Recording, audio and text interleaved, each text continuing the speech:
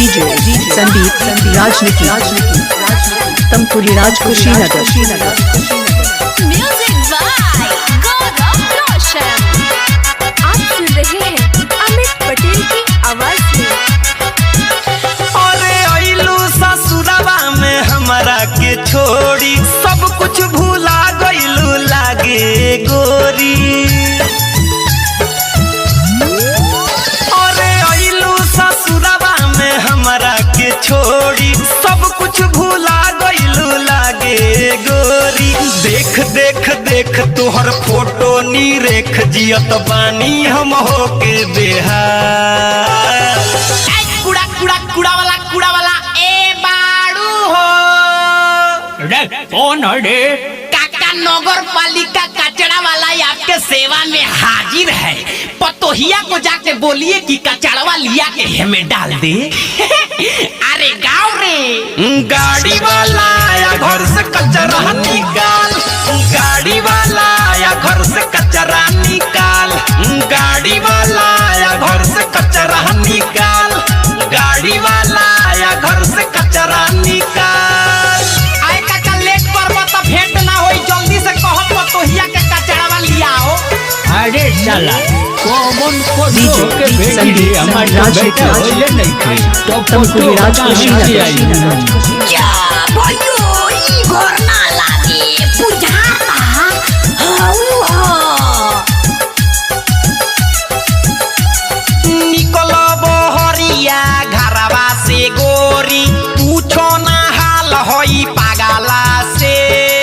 हो के न बाड़ुओ आरे अखिया बा फूलल गलिया बा झूलल रात रात भर याद करके जागला से। सुनो ये यार तोहर करके इंतजार देखो झरता सर पर के बाल। रे साला भोलावा ई गाँव ना हो का रे? अरे ये नु हो कार्ड में तो ये गांव के नाम छपाइल रहे। तो ओकर घरवा के ने बारे ए नहीं तो बा। गाड़ी वाला आया घर से कचरा निकाल। गाड़ी वाला आया घर से कचरा निकाल। गाड़ी वाला आया घर से कचरा निकाल। गाड़ी वाला आया घर से कचरा निकाल। भयो ओते भेटा कोई घर केने रे? डीजे संदीप राजनीति गाजीपुर हारी ओम नगर। कोई सुनबा यारावा ये हो सजनिया एक बेरी जंगला से झाँको हो।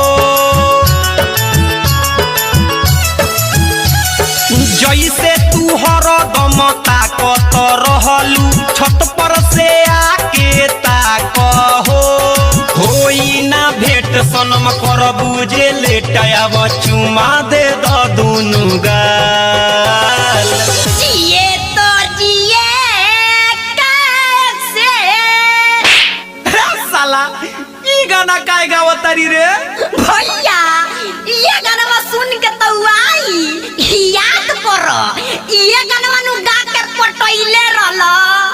अरे साला गाड़ी वाला आया घर से कचरा निकाल। गाड़ी वाला आया घर से कचरा निकाल। गाड़ी वाला आया घर से कचरा निकाल। Mobile number 95 10 51 135।